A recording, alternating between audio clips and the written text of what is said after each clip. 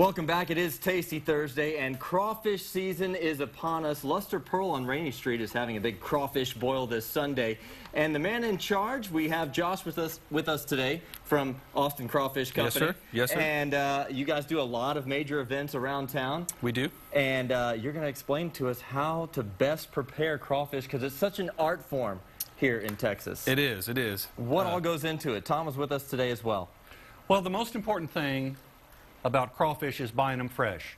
Whether you're buying 10 or 15 pounds at a grocery store or 2 or 3 sacks at 35 pounds each, you want to make sure that they were delivered either that day or the day before. Okay, want them fresh. They're very perishable. Okay. When you get them home, you need to put them in a big tub or an igloo cooler and wash them off.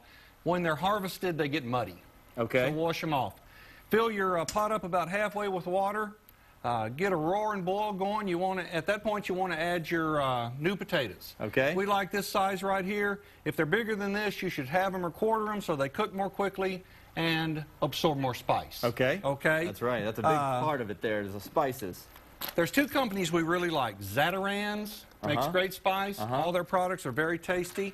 And also Louisiana Fish Fry is an excellent company. You can trust their products. If for amounts, just follow the instructions on the package and you can't miss. You can find those at any local store like H-E-B or whatever. Okay. So we've added the potatoes. We've got the spices. We got the potatoes in there. We put our onion in there. We got the water boiling. Give them about 10 minutes if they're small, 15 minutes if they're big. At that point, you're ready to add the crawfish that you have cleaned. We do have some live suckers here. Josh has an example. This is what a live one looks like, there folks. You go. If it's not wiggling, you don't want to eat it. Handle with care. Sprinkle the crawfish in there until the water's till they're covered with water.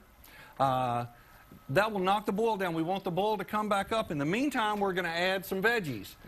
Different people, everybody likes corn and potatoes. Some people like mushrooms. Some people like to squeeze in a little lemon, throw the rinds in there, a little garlic, celery, even celery. Just whatever you like, you throw it in there. You bring it back to a roaring boil and turn it off in the one-pot method, and you want it to soak for about 15 or 20 minutes. That's the hard part because you're really thirsty or hungry at this point, okay? Let them soak 15 or 20 minutes, a little longer if you can, and you're ready to serve. At that point, you cover your picnic table with newspapers. Right.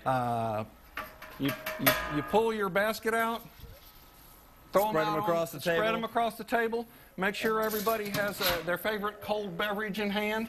And after they eat 2 or 3 of them, they're going to look at you and they're going to say like they do in South Louisiana, talk about good. Talk about. I hate to cut you guys short because eating them is a whole other process entirely. That's You've right. got to be willing to get your hands dirty.